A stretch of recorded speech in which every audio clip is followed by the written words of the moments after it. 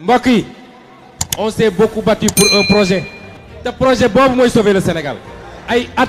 juróom-ñeenti at ñuy xeex joxuñu nit xaalis.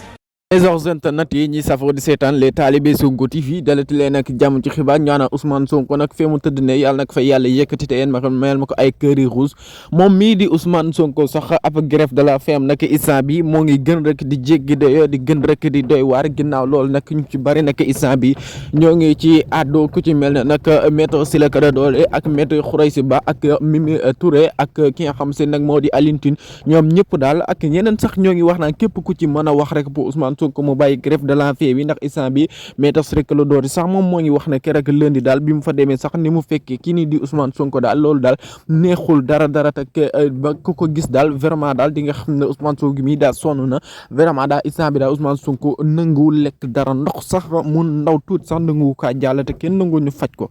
mbokk yi on s'est beaucoup battu pour un projet te projet boobu mooy sauver le Sénégal ay at juróom-ñeenti at ñuy xeex joxuñu nit xaalis